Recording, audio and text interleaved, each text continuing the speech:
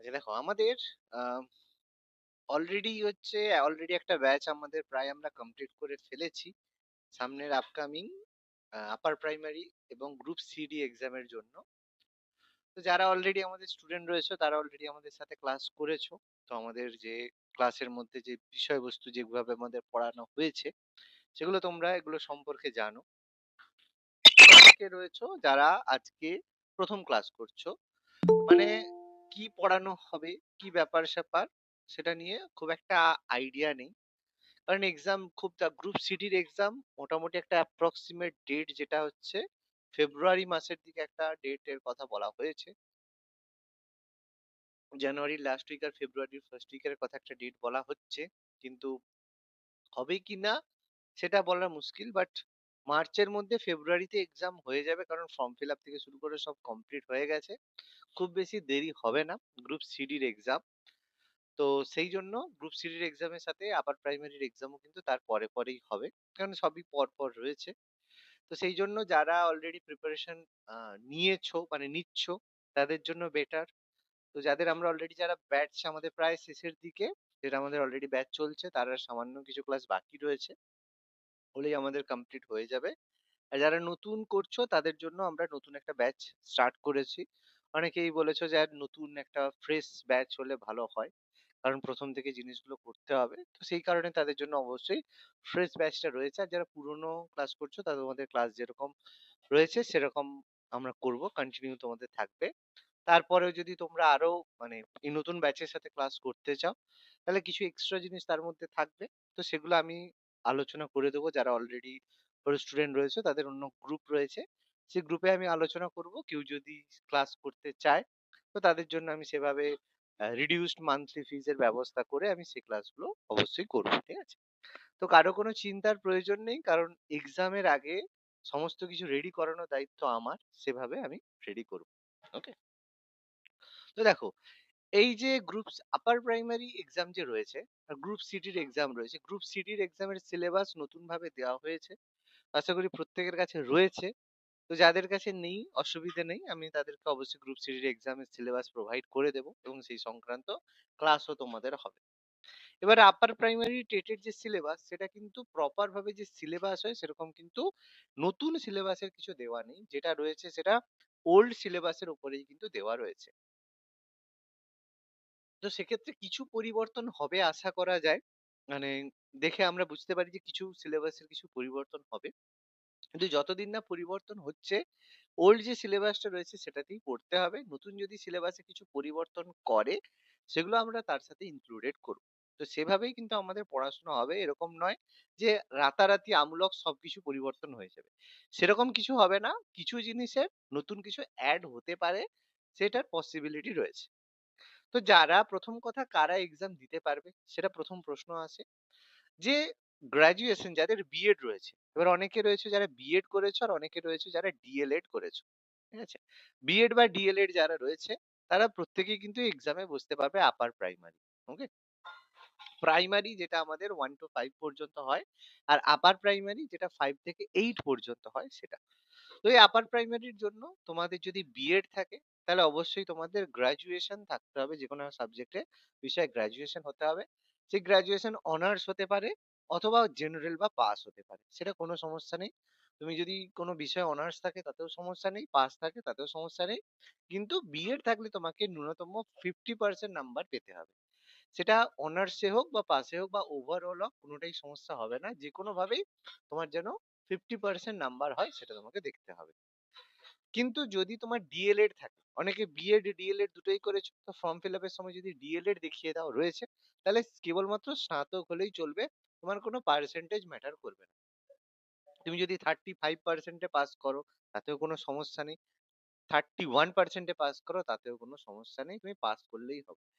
এখানে রেগুলারেও পাস করতে পারো, ডিস্টেন্স থেকেও পাস করতে পারো, কোনো সমস্যা নেই, এটা নিয়ে কোনো অসুবিধা হবে না, ঠিক আছে? এবার পরীক্ষার যে নিয়োগ পদ্ধতি যেটা, সেটা আমাদের যে লিখিত পরীক্ষা 150 নাম্বারের, রিটেন আমাদের একটা টেস্ট পরীক্ষা যেটা হবে সেটা রিটেন টেস্ট হবে, 150 নাম্বারের হবে। 150 মিনিট মানে 150 মিনিট তোমার সময় দেওয়া থাকবে, 2 ঘন্টা 30 মিনিট, 2.5 ঘন্টা সময় থাকবে। তো অবশ্যই পুরো এক্সামটা হবে ওএমআর বেসড। ওএমআর এর মধ্যে তুমি উত্তর দেবে। উত্তর দেওয়ার পরে যেটা ঠিক হবে সেই অনুযায়ী তোমাকে গোল করতে হবে। আমরা প্রত্যেকে ওএমআর বেসড এক্সাম দিয়েছি। কোনো অসুবিধে নেই। তো ওএমআর বেসড এক্সাম দেওয়ার পরে সেই রিটেন টেস্ট হবে। আর রিটেন টেস্টের পরে তোমাদের ইন্টারভিউ হবে। তো ইন্টারভিউ এর মাধ্যমে অ্যাপয়েন্টমেন্ট তোমাদের দেওয়া হবে। ঠিক আছে? তো এই রিটেন টেস্টের ব্যাপার যেটা রয়েছে, ওএমআর বেসড এর মধ্যে কোনো নেগেটিভ মার্কিং থাকে না। এই টিচিং এর ক্ষেত্রে কোনো নেগেটিভ মার্কিং থাকে না। ফলে যা হবে প্রত্যেকটাই তোমাদের অ্যাটেন্ড করতে হবে। তবে খুব বেশি খেয়াল করতে হবে একটা জিনিস, যে এক্সাম যে পরীক্ষা দেবে, তাহলে অবশ্যই কিন্তু তোমাদের ১৫০ নাম্বারের মধ্যে ম্যাক্সিমাম তোমাদের স্কোর করতে হবে। ম্যাক্সিমাম স্কোর করার অর্থ 145, 146 মানে ১৪৫-৪৬ পর্যন্ত জেনারেলে কিন্তু স্কোর করতে হতে পারে। অর্থাৎ একটা ভুল হওয়া মানে কিন্তু অনেক বেশি সমস্যার মধ্যে পড়ে যাবে। আর এসসি, এসটি বা যদি কোনো রিজার্ভেশন থাকে, তো সেক্ষেত্রে একটু কম, মোটামুটি ধরো ১৩০ মোটামুটি এরকমই পেয়ে যাবে, কোনো সমস্যা নেই। কিন্তু ব্যাপারটা হচ্ছে কি, তুমি যে ক্যাটাগরিতেই থাকো তোমাকে কিন্তু বাবা পড়তে হবে। ঠিক আছে? এবার এখানে কারো যদি কোনো সমস্যা হয় যে স্যার, যার আমরা জেনারেল হয়ে ১৪৭, এসসি এসটি কেন ১২০, এটা নিয়ে অনেকের মত পার্থক্য একটা থাকবে। তো সেটা নিয়ে পড়ানোর জন্য আমাদের চাইল্ড স্টাডিজ এরই বিষয় রয়েছে। কেন আমাদের যারা পশ্চাৎপদ গোষ্ঠী এসসি এসটি দের কেন রিজার্ভেশনের ব্যবস্থা করা হয়েছে, তার গুরুত্বটা কি, কেন এর প্রয়োজন রয়েছে, আর কতটা এটা গুরুত্ব মানে যথাযথ, সেগুলো সম্পর্কে আমরা অবশ্যই চ্যাপ্টারে আলোচনা করব।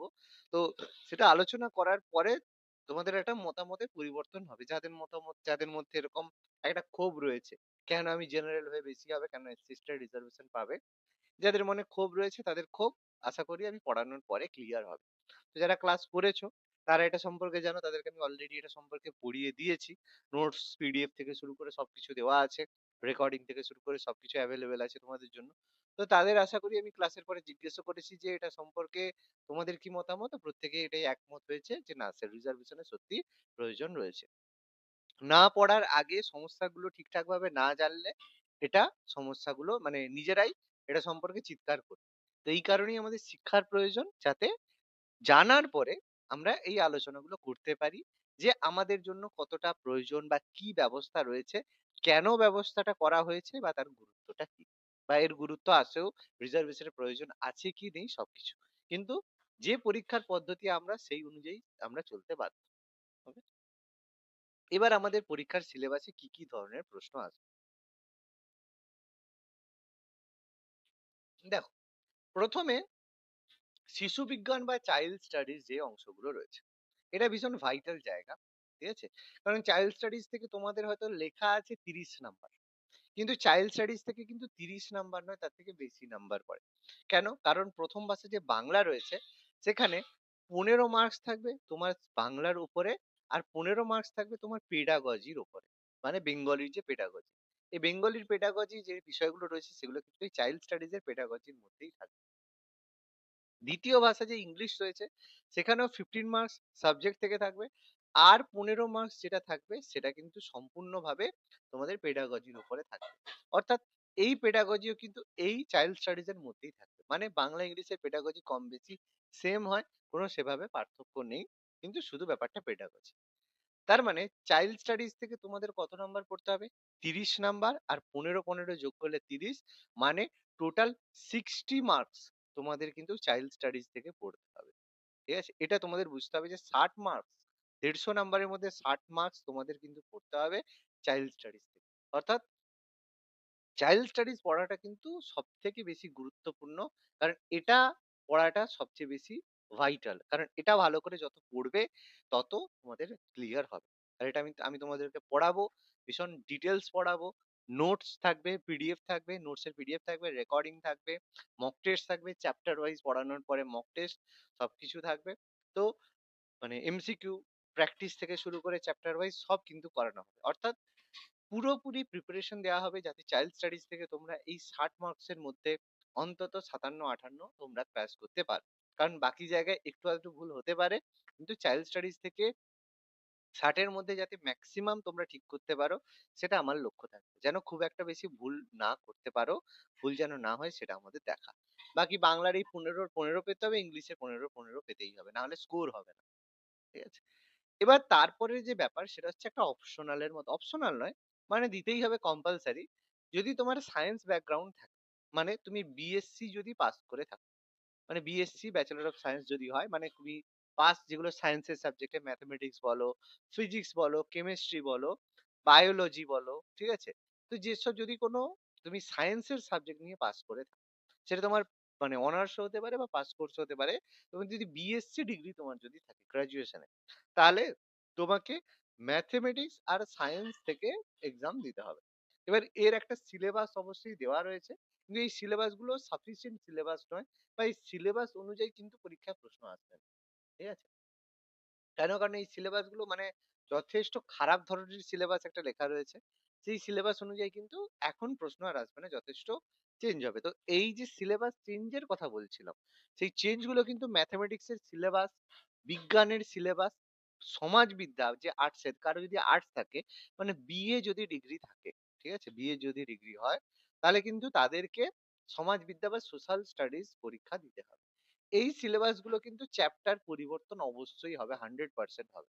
তার কারণ এখানে যে সিলেবাস যেভাবে দেওয়া রয়েছে, এত খারাপ ভাবে রয়েছে, তো এই জায়গাগুলো পরিবর্তন করতে বাধ্য। এখানে ডেফিনেট ভাবে কিছু সিলেবাসে ঠিকঠাক ভাবে অ্যাড করা হবে। তো সিলেবাস পরিবর্তনের কথা যেটা বলছি, পরিবর্তন কিন্তু এই ম্যাথমেটিক্স, সায়েন্স আর সোশ্যাল স্টাডিজ এর কিন্তু সিলেবাসের পরিবর্তন হবে। বাকি কোনো জায়গার শিশু বিকাশের যে সিলেবাস রয়েছে কম বেশি একই হবে। দু একটা জিনিস অ্যাড করার কথা হবে, অ্যাড হবে আশা করা যায়, কারণ সেটা আমাদের গ্রুপ সিডির জন্য ইনক্লুডেড করা হয়েছে। সেগুলো ওই শিশুর বিকাশে অ্যাড হবে। বাকি বাংলা, ইংলিশ পেডাগজির ক্ষেত্রে সেভাবে কোনো পরিবর্তন হবে না। আর টপিক যেরকম রয়েছে 15 নম্বর, তার তো কোনো পরিবর্তন হবে না। ঠিক আছে? তো এইভাবে আমাদের কিন্তু টোটালি ট্যাকটিক্যালি একদম ভীষণ মানে ঠান্ডা মাথায় সিলেবাস কিন্তু রেডি করতে হবে। অর্থাৎ এক্সাম যখন দিতে যাব তখন কিন্তু আমাদের এটা যেন না মনে হয় এটা পড়া হলো না, ওটা পড়া হলো না। ফলে খুবই ডেডিকেটেড ভাবে পড়াশোনা করতে হবে যাতে আমাদের ভুল না হয়।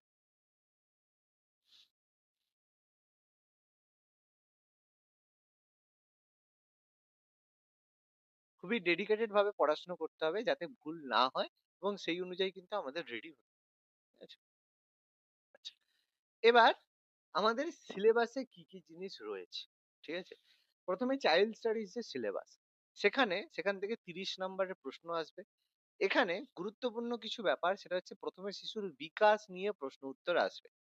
যে শিশুর বিকাশ যে হয়, প্রথমে তার বৃদ্ধি যে হয়, বিকাশ হয়, সামাজিকরণ হয়, তারপর তার যে মনস্তাত্ত্বিক তত্ত্ব সেটা সম্পর্কে, তার যে বুদ্ধির বিকাশ যেগুলো হয় সেগুলো সম্পর্কে, শিশু কেন্দ্রিক শিক্ষা, এইসব জিনিস নিয়ে আমরা শিশুদের বিকাশ সম্পর্কে আলোচনা করব।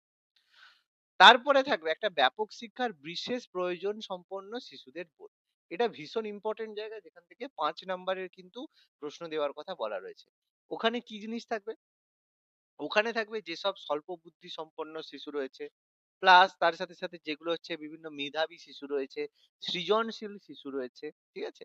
প্লাস তার সাথে সাথে বিভিন্ন অক্ষম যারা শিশু রয়েছে, যেমন হচ্ছে দৃষ্টি প্রতিবন্ধী, শ্রবণ প্রতিবন্ধী, এই যে বিভিন্ন ধরনের প্রতিবন্ধীরা রয়েছে, তাদের কিভাবে শিক্ষা দেওয়া যায়, সেই সংক্রান্ত 5 নম্বরের কিন্তু প্রশ্ন অবশ্যই থাকবে। এটা কিন্তু খুব বেশি জোর দেওয়া হয়েছে যে এই ধরনের যে শিক্ষার শিশুর ব্যবস্থা, তার জন্য, যেটাও কিন্তু আমরা অবশ্যই আলোচনা করব, এবং এটা আমাদের সবার শেষে চাইল্ড স্টাডিজ পড়ার সময় এই যে চ্যাপ্টার গুলো হবে, মানে যে ব্যাপক শিক্ষা বা বিশেষ প্রয়োজনের শিক্ষা, এটা একদম চাইল্ড স্টাডিজ এর একদম শেষে আমরা আলোচনা করব। আমরা পড়বো প্রথমে কিভাবে শিশুর বিকাশ প্রথমে শুরু করব, আর তার শিখন ও শিক্ষণ বিজ্ঞান মানে পেডাগজি যেটা রয়েছে সেটা আলোচনা করব। মানে একটা আমরা বিকাশ চ্যাপ্টার পড়বো, তারপরে আমরা একটা পেডাগজি চ্যাপ্টার পড়বো, আবার একটা বিকাশের চ্যাপ্টার পড়বো, আবার একটা পেডাগজির চ্যাপ্টার পড়বো। এইভাবে আমরা টোটাল জিনিসটাকে কমপ্লিট করব প্রথমে। তারপরে যেসব শিশুদের জন্য বিশেষ শিক্ষার ব্যবস্থা রয়েছে সেগুলো আমাদের পড়বো। ওটা আমাদের 3টে চ্যাপ্টার রয়েছে। 3টের মধ্যে 3টে মতোই হবে। 3টে ক্লাসের মধ্যেই ওটা হয়ে যাবে। খুব বেশি লাগবে না। ওই জিনিসগুলো হয়ে যাবে। মানে ৫ নাম্বার ওখানে 3টে ক্লাসের মধ্যে হয়ে যাবে। আর বাকি যে অংশগুলো রয়েছে সেগুলো আমাদের প্রয়োজন মতো, মানে যত তাড়াতাড়ি সম্ভব আমরা এগুলো কমপ্লিট করব। ওকে? এবার এর মধ্যে কি, কি জিনিস রয়েছে? প্রথমত যে শিশুর বিকাশ 15, এর মধ্যে কোন কোন জিনিস সিলেবাসের মধ্যে রয়েছে? প্রথম যেটা একদম ইন্ট্রোডাকশন, সেটা হচ্ছে বিকাশের ধারণা, যে আমাদের বিকাশ যে হয়, যে বৃদ্ধি আর বিকাশের মধ্যে কি পার্থক্য এবং শিখনের সঙ্গে কি সম্পর্ক।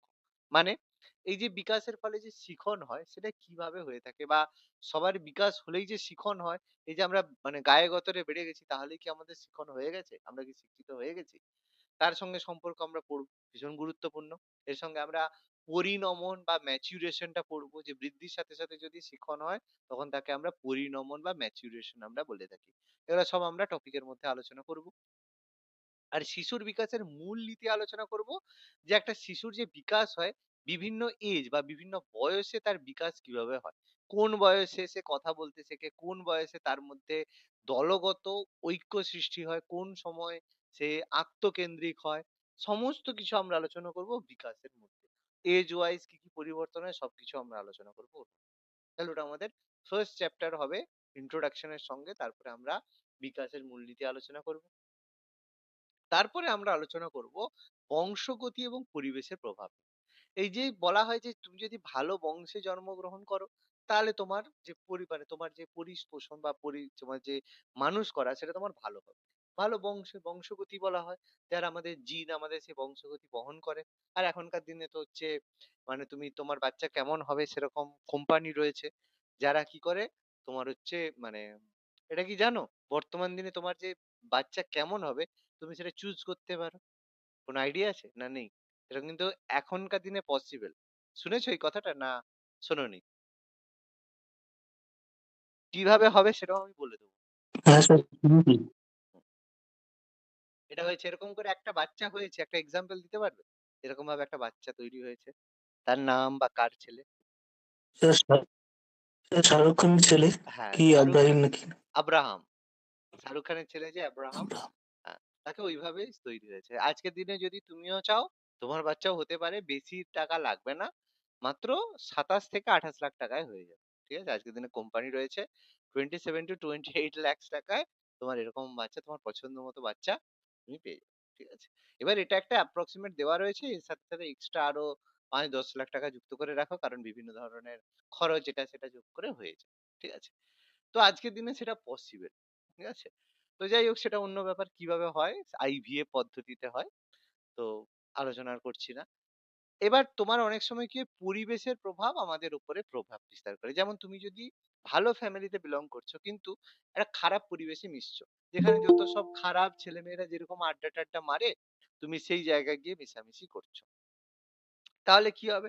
তুমি অবশ্যই খারাপ হবে। তুমি যত ভালো বংশ থেকেই বিলং করো কেন করো, তুমি যখনই খারাপ সঙ্গ পাবে, খারাপ বন্ধু-বান্ধব হবে, তুমি অবশ্যই খারাপ হবে। তো সেটা আমরা আলোচনা করব। তাহলে আমাদের একটা বিকাশে বংশগতি এবং পরিবেশ কিভাবে প্রভাব বিস্তার করে আমরা পড়ব। পরের চ্যাপ্টার আমরা যেটা পড়বো the most important, very, very important সেটা হচ্ছে সামাজিকরণ পদ্ধতি, সোশ্যালাইজেশন। ঠিক আছে? এবার আমি তোমাদের পড়ানোর সঙ্গে একটা কথা আমি প্রথমেই বলে দিই। যারা আজকে ১ম এ ক্লাস করছো, তারা আজকের দিনে শুনবে। আর পরে যারা রেকর্ডিং শুনবে, রেকর্ডিং তোমাদের দেওয়া থাকবে, কোনো সমস্যা নেই। তারাও কথাটা শুনতে পারবে। তোমাদের যদি আমি প্রশ্ন করি যে তোমরা চাইল্ড স্টাডিজ এখানে কেন পড়ছো? তাহলে তোমাদের কেউ উত্তর দেবে, স্যার যাতে আপার প্রাইমারি পরীক্ষায় কোয়েশ্চেন আসে তো সেটার জন্য আমি পড়ছি। বিভিন্ন লোকে বিভিন্ন রকমের উত্তর দেবে। যে পড়তে এসেছো কেন তার বিভিন্ন রকমের উত্তর তোমাদের। তো আমি বলবো যে তোমরা যেকোনো জিনিস ভাবো যে পরীক্ষায় আসবে হ্যান-ত্যান এরকম ব্যাপার। এবার দেখো পড়ার পরে কয়েকজন চাকরি পাবে, কয়েকজন পাবে না। তখন মনে হবে ধুর টাকাটা আমার বেকার গেল। অনেকের মনে হয়, কোনো অসুবিধা নেই। তো সেই জন্য তোমরা যখনই পড়বে, বিশেষ করে অন্য সাবজেক্ট কি পড়বে আমি জানি না। অন্য সাবজেক্টে পড়ার সময় কতটা মানসিকতা কি রাখবে জানি না। পার্টিকুলারলি যখন চাইল্ড স্টাডিজ পড়বে, তখন সবসময় একটা জিনিস খেয়াল রাখবে বা এই চিন্তা নিয়েই আসবে যে আমি চাইল্ড স্টাডিজ কেন পড়ছি? একটাই উদ্দেশ্য, নিজের যে শিশু রয়েছে বা নিজের যে বাচ্চা, আজ হয়নি কাল হবে, আবার অনেকের হয়ে গেছে, বড় হচ্ছে। তো কম বেশি প্রত্যেকের আছে। কারো নিজের শিশু আছে বা কারো কয়েকদিন পরে হবে। কিন্তু হবে তো অবশ্যই। আজ না হলেও ২ বছর পরে হবে বা ৫ বছর পরে হবে বা কারো অলরেডি হয়ে গেছে এখন সামনে রয়েছে। তো চাইল্ড স্টাডিজ পড়ার উদ্দেশ্য একটাই যে নিজের শিশুকে বোঝা যে নিজের শিশু যেসব আচরণ করছে, কেন করছে, সেগুলো কি নরমাল? তো নিজের শিশুকে বোঝা এবং নিজের শিশুকে মানুষ করার জন্য নিজে শিক্ষিত হওয়া। কথাটা কি বললাম? যে তোমরা চাইল্ড স্টাডিজ কেন এখানে পড়তে আসছো? একটাই উদ্দেশ্য, নিজের শিশুকে মানুষ করার জন্য তুমি পড়াশোনা করছো। তাহলে কি হবে? যখনই তুমি দেখলে যে তুমি যে পড়াশোনাটা করছো, সেই পড়াশোনার ফলে তুমি চাকরি পেয়েছো কি পাওনি তার থেকে বড় কথা, তুমি তোমার শিশুকে মানুষ করার জন্য প্রকৃত রসদ তুমি পেয়েছো। এইভাবে আমি পড়াশোনা করেছি, তো ফলে আমার বাচ্চাকে আমি মানুষ করতে পেরেছি। তখন আর কিন্তু এটা মনে হবে না যে আমার টাকাটা জলে। ঠিক আছে? তো সেই কারণে এই ভেবেই পড়াশোনা করবে, তাহলে দেখবে তোমার পড়াটাও বেটার হবে। কারণ মানুষ যাই করুক, সবচেয়ে বেশি মানুষ ফোকাস করে তখনই যখন সেটা নিজের বাচ্চার কে মানুষ করার একটা জায়গা আছে। ঠিক আছে? তখন পড়াশোনাটা বেটার হয়, শেখাটাও ভালো হয়। ঠিক আছে? ওইজন্য লোকের বাচ্চাকে মানুষ করার কথা ভাবতে হবে না। নিজের বাচ্চাকে মানুষ করার জন্য পড়াশোনা করো, তাহলে দেখবে লোকের বাচ্চা অটোমেটিক মানুষ হয়ে যাবে। কারণ যখনই গন্ডগোল হয় তখন আমরা কি করি? আমার ছেলে কিছু করতে পারে না। কিন্তু তোমার ছেলে সবসময় পালের গোদা হয়ে থাকে। ঠিক আছে? তো সেটা ভাবলেই বাবা হবে, কোনো সমস্যা নেই। তো তার জন্য আমাদের ১ম কি দরকার? আমাদের শিখতে হবে সামাজিকরণ পদ্ধতি। Socialisation method. যেটা আমাদের সবথেকে গুরুত্বপূর্ণ চ্যাপ্টার চাইল্ড স্টাডিজ এর মধ্যে। কেন? কারণ আজকের দিনে আমরা কি করেছি? বাচ্চাকে পড়াতে গিয়ে, পড়াশুনো করাতে গিয়ে সামাজিকতা শেখাতে ভুলে গেছি। যে আমার বাচ্চা হয়তো পড়ছে, বাড়িতে কেউ এসেছে, "না, না তুই পড়বি যা। অত কারো সাথে মিশতে হবে না।" আমরা কারো সাথে মিশতে দিই না। বন্ধু-বান্ধবের সাথে, পাড়া-প্রতিবেশীর সাথে কারো সাথে মিশতে দিই না। কেন না? তুই পড়বি যা, ওই সময় পড়বি। বাচ্চাকে দেখবে বাড়িতে যদি কোনো আত্মীয়স্বজনও আসে, তাকে নিয়ে বলছে, "দা তুই পড়বি যা, এখনই করবি যা।" কোনো কিছুতে বাচ্চাকে অ্যাক্টিভ হতে দেয় না। বাবা-মা এটাই ভেবে নিচ্ছে যে আমার বাচ্চা যদি পড়ে, তাহলেই বাচ্চা মানুষ হবে। কিন্তু বাচ্চাকে মানে পড়াশোনায় শিক্ষিত করতে গিয়ে মানুষ করতেই ভুলে যায়। তাহলে সেই বাচ্চা যখন বড় হবে, বাবা-মাকে ছেড়ে দিয়ে বাবা-মাকে দেখবে না, চলে যাবে। তখন তোমাদের অসুবিধা কি হচ্ছে? কিন্তু বাচ্চাকে সে মানে মানুষই করোনি। পড়াশোনা করলে কি বাচ্চা মানুষ হয়ে যায়? কখনো হয় না। ফলে আমাদের এটা শিখতে হবে যে পড়াশোনার সাথে, সাথে বাচ্চাকে সামাজিকরণ করাটা খুব গুরুত্বপূর্ণ। যখনই কোনো মানুষের সাথে দেখা হবে, বাড়িতে যদি আত্মীয়স্বজন আছে, ঠিক আছে পরে পড়বি, একটু পরে পড়ে নিবি, অসুবিধা নেই। একটু কম পড়লে মূর্খ হয়ে যাবি না। তাকে ডেকে নিয়ে পড়াবি, সবাইকে প্রণাম করো, সবার সাথে কথা বলো, সবার সাথে করো, মানে আনন্দ করো। সামাজিকরণ সেখানে এটা খুব গুরুত্বপূর্ণ। কারণ বাড়িতে যে গেস্ট তারা একদিন আসবে, প্রতিদিন আসবে না। আর তুমি যদি ভাবো সেই একদিন আসবে আমার বাচ্চার পড়াশোনা নষ্ট হয়ে যাবে, তাহলে তুমি বড্ড বেশি ভুল করছো। আর এটাই আজকের দিনের বাবা-মারা করে যাচ্ছে। ঠিক আছে? তো বাচ্চার দেখো একটা ক্লাস কেজি 1 মানে এলকেজি, ইউকেজি তে একটা বাচ্চা পড়ে। আমি নিজেও দেখেছি। এটা আমি নিজেও দেখেছি। আমার বাচ্চা এখনো হয়নি। ঠিক আছে? কিন্তু আমি বিভিন্ন জায়গায় গিয়েছি যার বাচ্চারা দেখেছি এলকেজি, ইউকেজি তে পড়ে। তো আমি তাদের বাড়ি গিয়েছি। অনেক ক্ষেত্রে দেখেছি না বাচ্চার এখন পড়ার সময়। সে পড়বে, এখন পড়ুক। পড়ে তারপরে যখন খাওয়ার সময় আসবে তখন এসে কথা বলবে। তোমার কি মনে হয় এতে কি বাচ্চা মানুষ হচ্ছে? কোনদিন হবে না। বাচ্চা মানুষ কোনদিনই হবে না। সে একদিন না পড়লে বাচ্চা কিছু ভুলে যাবে না। বরং একদিন তাকে একটু খেলতে দাও, তাহলে পরের দিন তাকে পড়তে বললে সে পড়বে। কিন্তু সেদিন তার মন পড়ে আছে বাইরের দিকে, তাকে যদি জোর করে পড়াও হবে না পড়াশোনা। ঠিক আছে? তোমার মনে হচ্ছে হচ্ছে, কিন্তু অ্যাকচুয়ালি হচ্ছে না। এর লং টার্ম এ এর যে ফল খুব খারাপ হবে। তো সেই জন্য বাচ্চাকে সামাজিকরণ করাটা খুব গুরুত্বপূর্ণ। যার জন্য তার শিক্ষক রয়েছে, পিতা-মাতা রয়েছে, তার বন্ধু-বান্ধব সহপাঠী রয়েছে এবং শিশু নিজে রয়েছে। ফলে সমাজের সাথে আমাদের মিশতে দিতে হবে। তুমি যদি ভাবো তুমি সবাই তোমার বাচ্চাকে মেশাবে যে তুমি কার সাথে মিশবে না মিশবে, তুমি গাইড করতে পারো। কিন্তু সে কার সাথে মিশবে যদি খারাপ সঙ্গ মিশে তুমি বাধা দেবে। ভালো সঙ্গ মিশলে তুমি উৎসাহ দেবে। কিন্তু মিশতে দিতে হবে। সে যতক্ষণ না নিজে থেকে মিশছে সে কিন্তু কাউকে চিনতে পারবে না। ঠিক আছে? তো সামাজিকরণ পদ্ধতি আমার মনে করি যে চাইল্ড স্টাডিজ এর মধ্যে সবথেকে গুরুত্বপূর্ণ যদি কোনো চ্যাপ্টার হয়, সেটা হচ্ছে সামাজিকরণ পদ্ধতি। আর এই চ্যাপ্টার গুলো থেকে কোয়েশ্চেন যতটা আসুক না আসুক, ওই যে বললাম উদ্দেশ্য একটাই করবে নিজের শিশুকে মানুষ করার জন্য যে শিক্ষা নেওয়া দরকার সেটা। তাহলে সামাজিকরণ পদ্ধতি চ্যাপ্টারটা কিন্তু পড়াটা খুব দরকার। কিভাবে এটা সম্ভব? তারপর আসবে যেটা থেকে পরীক্ষাতে সবচেয়ে বেশি প্রশ্ন আসে। ঠিক আছে? এক্সামে সবথেকে বেশি প্রশ্ন স্যার কোন জায়গা থেকে আসে? সেটা হচ্ছে পিয়াগেট মানে এই যে মনস্তাত্ত্বিক যে তত্ত্ব রয়েছে, এখান থেকে এক্সামে আসা সবচেয়ে বেশি প্রশ্ন। এখান থেকে পরীক্ষায় সবচেয়ে বেশি প্রশ্ন তুমি এখান থেকে পাবে। কি রয়েছে?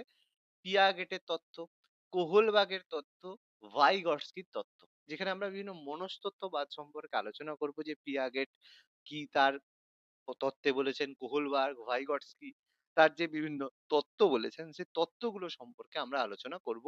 যার ফলে কিভাবে একটা শিশুর দৃষ্টিভঙ্গি গঠিত হয়। তারপর ভীষণ ইম্পোর্টেন্ট একটা চ্যাপ্টার যেটা থেকে পরীক্ষায় আজকের দিনে একটা প্রশ্ন তো অবশ্যই থাকে। ১ টা থেকে ২ টো কিন্তু একটা প্রশ্ন তো মাস্ট থাকবেই থাকবে।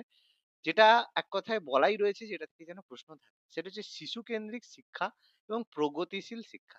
যে আজকের দিনে যে মানে শিক্ষা রয়েছে সেটা হচ্ছে শিশু কেন্দ্রিক শিক্ষা। মানে তোমাকে পড়াশোনার মাধ্যমে লক্ষ্য রাখতে হবে যেন পড়াশোনাতে যেন শিশু যেন পড়াশোনার মধ্যে অ্যাক্টিভ হয়। এরকম নয় যে স্যার পড়িয়ে দিয়ে চলে গেল, এরকম নয়।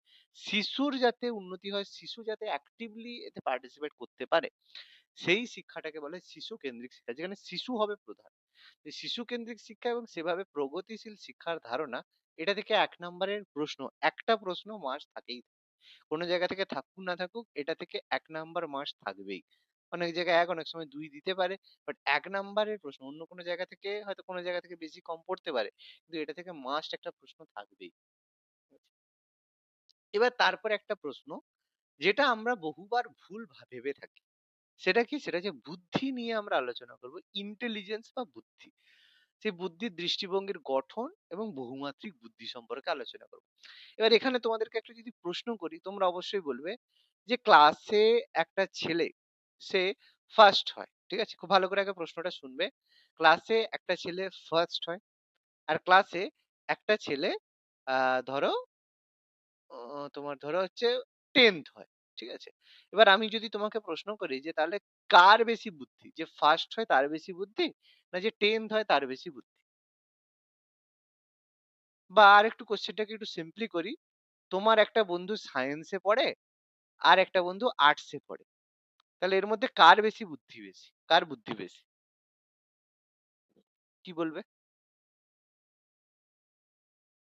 বলো, কোনো সমস্যা নেই। বলো, কোনো সমস্যা নেই। বলো না। কেউ মারবে না, খেয়ে নেবে। উত্তর দাও। যেকোনো একটা উত্তর দাও। কোনো সমস্যা নেই।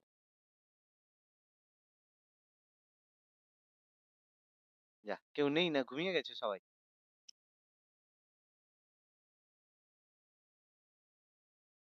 আচ্ছা, স্যার আছি। তাহলে বলো কার বেশি বুদ্ধি বেশি? যে সায়েন্স এ পড়ে না যে আর্টস এ পড়ে? যে সায়েন্সে করে তা তো স্বাভাবিকভাবে বুদ্ধি থাকবেই একটু বেশি। স্বাভাবিকভাবে বুদ্ধি থাকবে এটা। আর এটাই হচ্ছে সবচেয়ে বড় ভুল ধারণা। যে আমরা বুদ্ধি সম্পর্কে ছোটবেলা থেকে যে বাবা-মা একটা কথা বলে এসছে, সেটা ভুল কথা বলে এসছে। যে তোমাকে যদি এটা বলা হয় যে সায়েন্সে পড়ে তার বুদ্ধি বেশি, যে আর্টসে পড়ে তার বুদ্ধি কম, এটা ভীষণ ভুল কথা। এর সঙ্গে মানে তোমার যে স্কুলের যে রেজাল্ট, তার সঙ্গে বুদ্ধির কিন্তু কোনো রকমের সম্পর্ক নেই। যে সায়েন্সে পড়ে তার বুদ্ধি বেশি, আর্টসে পড়ে বুদ্ধি কম, যে ফার্স্ট হয় তার বুদ্ধি বেশি, যে 10th হয় তার বুদ্ধি কম, এটা কোনোভাবেই বলা সম্ভব নয়। বুদ্ধি পরিমাপ করার জন্য কোনো একাডেমিক স্কোরের দরকার হয় না, বা একাডেমিক স্কোর দিয়ে কারো বুদ্ধি বিবেচনা করা যায় না। যে ছেলে সায়েন্সে ভালো বা ম্যাথে ভালো, তার বুদ্ধি বেশি বলে সে ভালো করছে সেরকম নয়। তাহলে তো আমি বলবো বিরাট কোহলির খুব বেশি বুদ্ধি। কেন? কারণ সে খুব ভালো ব্যাট করে। তাহলে এটার সঙ্গে তো কোনো সম্পর্ক নেই। বা উসেন বোল্ট ভালো দৌড়ায়, তার মানে তার বুদ্ধি বেশি। এগুলো প্র্যাকটিস। মানে যে যে পড়াশোনায় ভালো, তার মানে সে কোনো একটা জিনিসকে খুব তাড়াতাড়ি বুঝতে পেরেছে, বোঝার সাথে সাথে মনে রাখতে পেরেছে এবং সেটাকে সঠিক পরীক্ষার হলে গিয়ে প্রয়োগ করতে পেরেছে। সেই কারণে তার এটা, তার যে এবিলিটি, সেই যে তার যে পড়াশোনার যে পদ্ধতি, সেটা সঠিকভাবে সে করছে। তাহলে যে অঙ্ক করতে পারছে, তার মানে কি? সে অঙ্কটাকে সঠিক পদ্ধতিতে, ঠিক অঙ্কটা করার জন্য সঠিক পদ্ধতির ব্যবহার করেছে। সেই কারণে তার অঙ্কটা হয়ে গেছে। এর সাথে কোনো বুদ্ধির সম্পর্ক নেই। তাই বিরাট কোহলি জানে যে একটা বল এলে কিভাবে হিট করলে সেটা ৪ হবে বা গ্যাপ হবে। তাহলে কি বিরাট কোহলির বুদ্ধি বেশি হয়ে গেছে নাকি? যে বিরাট কোহলি ৮৫ টা সেঞ্চুরি মেরে দিয়েছে, তোমার সচিন তেন্ডুলকার ১০০ টা মারছে, তাহলে সচিন তেন্ডুলকারের বুদ্ধি বেশি। এরকম কোনো ব্যাপার নেই। এর সাথে কোনো বুদ্ধির কোনো না স্যার, সম্পর্ক আমাদের নেই। ধারণাটা স্যার ভুল। আমার ধারণাটা এটাই। অ্যাকচুয়ালি ভুল। আমরা বিশ্বাসে একটু বেশি যে আমরা মনে করি যে বিরাট কোহলি আসলেই ম্যাচটা জিতাবে। বিরাট কোহলি আসলেই মারবে, সেঞ্চুরি করবে। এরকম ধারণা একটা। একটা ধারণা। ওইজন্য সত্যি করে আমরা অর্থ এগুলো হ্যাঁ, অর্থ এর নেই। সাথে বুদ্ধির কোনো সম্পর্কই নেই। স্কুলে যে ফার্স্ট হয়, যে সায়েন্সে পড়ে, এর সাথে কোনো বুদ্ধির সম্পর্ক নেই। এটা কোনো বুদ্ধির মধ্যে পড়েই না। ব্যাপারটা দেখা গেল ক্লাস ফার্স্ট হয় আর 10th হয়, দুজন ছেলে একটা জায়গায় যাচ্ছে। কোনো পিকনিকে গিয়েছে। পিকনিকে গিয়ে হঠাৎ করে দেখলো যে সেখানে কারেন্ট চলে গিয়েছে। ঠিক আছে? কোনো কিছু নেই, কারেন্ট চলে গিয়েছে। সঙ্গে সঙ্গে ফার্স্ট বয় বলল, "ও বাবা গো! কারেন্ট চলে গেছে, ভয় লাগছে আমার। কি হবে এখন? যদি ভূত আসে, হ্যান-ত্যান আসে বা যাই হোক আসে।" সে ভয় পেতে শুরু করলো। সে প্যানিক করা শুরু করলো। আর যে 10th বয় বা যে ফেল করে, সে কি করলো? সঙ্গে সঙ্গে গেল। গিয়ে হচ্ছে দেখলো যে কোথায় কাছাকাছির মধ্যে দেখলো দুটো পাথর আছে, বা যেকোনো ভাবে সে একটা আগুন জোগাড় করে একটা লাইটের ব্যবস্থা করে নিল। যেকোনো পদ্ধতিতে। তাহলে বুদ্ধিটা কার বেশি? যে সেই জায়গায় লাইটের ব্যবস্থাটা করতে পারলো বুদ্ধিটা তার বেশি। ফার্স্ট বয়ের নয়। আর জেনারেলি দেখা যায় যারা পড়াশোনায় ভালো হয় তাদের বুদ্ধি কখনোই ভালো হয় না। কারণ তারা প্র্যাকটিক্যাল লাইফে গিয়ে কোনো কাজ করতে পারে না। তাদের কাছ থেকে যদি সমস্ত সুযোগ সুবিধা তুমি নিয়ে নাও, কিছুই তারা করতে পারবে না। ঠিক আছে? ফলে বুদ্ধি মাপার পদ্ধতি আলাদা। আইকিউ তুমি যদি একটা স্টুডেন্ট যে খুব ভালো মানে ক্লাস ফার্স্ট হয়, তার আইকিউ টেস্ট করো, তার আইকিউ বিশাল হবে না। বুদ্ধি সঙ্গে সম্পূর্ণ আলাদা জিনিস। বুদ্ধি অন্যরকম জিনিস। তাহলে যখন আমি বুদ্ধিটার এরপরে পড়াবো, টপিকে পড়াবো পুরো জিনিস, তখন বুঝতে পারবে যে বুদ্ধির সাথে ক্লাসে ফার্স্ট হওয়া বা সায়েন্সে পড়ার কোনো সম্পর্ক নেই। ওকে? এটা বুঝতে পারবে। পরের চ্যাপ্টারে আমরা আলোচনা করব ভাষা, চিন্তা, সমাজ গঠনে লিঙ্গ ভূমিকা, লিঙ্গ বৈষম্য এবং শিক্ষা সংক্রান্ত পদ্ধতি। এটা ভীষণ একটা ইম্পোর্টেন্ট চ্যাপ্টার যে সমাজে কারোর সাথে কমিউনিকেশন করার জন্য বা শিশু কোনো মানুষের সাথে কোনো শিক্ষকের সাথে পিতা মাতার সাথে বা আমি তোমার সাথে কমিউনিকেশন করার জন্য কি ব্যবহার করি ভাষা ব্যবহার করি ল্যাঙ্গুয়েজ ব্যবহার করি এবার দেখো আমি আমার বন্ধুর সাথে যে ভাষায় কথা বলি কিরে ভাই কি করছিস এরকম বলি তাহলে আমি তোমাদের ক্লাসে ঢুকে বলবো আরে ভাইরা কেমন আছো ভাই বলো পড়াশোনা কেমন হচ্ছে ভাই এরকম ভাবে যদি পড়াই তো তোমাদের কি আমার ক্লাসটা শুনতে ভালো লাগবে নিশ্চয়ই ভালো লাগবে না বলবে স্যার এটা কি রকম ভাবে কথা বলছে নিশ্চয়ই ভালো লাগবে না শুনতে। এবার গ্রামের ভাষায় যারা কথা বলে, "কাইরে, কাই কি করে উঠু?" এরকম ভাবে যদি কথা বলি, তোমাদের কি শুনতে ভালো লাগবে? নিশ্চয়ই লাগবে না। ফলে আমরা কমিউনিকেশন এর জন্য ভাষার ব্যবহার করি এবং সেই ভাষা যদি বেটার হয় তাহলে আমাদের চিন্তা ভাবনাও কিন্তু ভালো হয়। দেখবে যারা খারাপ কথা বলে, খারাপ লোকেরা হয় তাদের ভাষা কিন্তু ভালো হয় না। ভালো ভাষায় কথা বললে খারাপ চিন্তা হয় না। মানে খারাপ চিন্তা মানে আবার অন্যরকম ব্যাপারটা নয়। দেখবে অনেকে আছে যে বলল সাপোজ তোমাকে ৳১,০০,০০,০০০ দেওয়া হলো, তুমি কি করবে? একজন বলছে ৳১,০০,০০,০০০ আমি একটা মিসাইল কিনবো যে পাকিস্তানে গিয়ে বোম ফাটিয়ে দিয়ে আসবো। এরকম অনেকে ভাবনা চিন্তা করে। আবার একভাবে ৳১,০০,০০,০০০ দিলে আমি একটা হসপিটাল বানাবো বা কিছু একটা কনস্ট্রাকশন করব, কিছু একটা সে ভাবে। ফলে সে যেভাবে চিন্তা হবে সেভাবেই সে ভাষার প্রয়োগ করবে। পরিষ্কার কথা।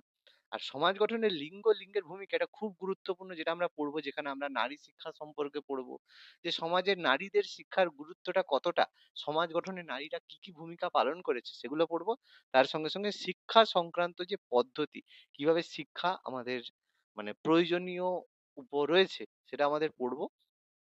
শিক্ষার্থীদের মধ্যে ব্যক্তিগত পার্থক্য পৃথক করা আর স্কুল ভিত্তিক মূল্যায়ন আমাদের যে বিভিন্ন মূল্যায়ন হয়, এক্সাম হয় ধারাবাহিক এবং সার্বিক মূল্যায়ন কন্টিনিউয়াস আর হচ্ছে কম্পালসরি যে এডুকেশন গুলো হয়ে যায় ইসিসি যেটা হয়ে থাকে সিসিই যেটা হয়ে থাকে কন্টিনিউয়াস এন্ড কম্প্রিহেন্সিভ এভলিউশন যেটা হয়ে থাকে মানে আমাদের যে প্রথমে স্কুলের যে 30 নম্বরের যে পরীক্ষা হয় তারপরে যে 70 নম্বরের যে সার্বিক মূল্যায়ন হয় সেগুলো সম্পর্কে আমরা আলোচনা করব তাহলে এগুলো আমাদের শিশুর বিকাশে চ্যাপ্টার থাকবে এর সাথে দুটো জিনিস অ্যাড হবে যেটা আমাদের হচ্ছে যেটা এখনো সিলেবাস এখানে দেওয়া নেই কিন্তু এগুলো অ্যাড হবে ম্যান্ডেটরি সেটা হচ্ছে এটা মাঝে, মাঝে কি দুটো জিনিস এড হবে। প্রথমত যে জিনিসটা এড হবে সেটা অবশ্যই এড হবে আমাদের এডুকেশন পলিসি।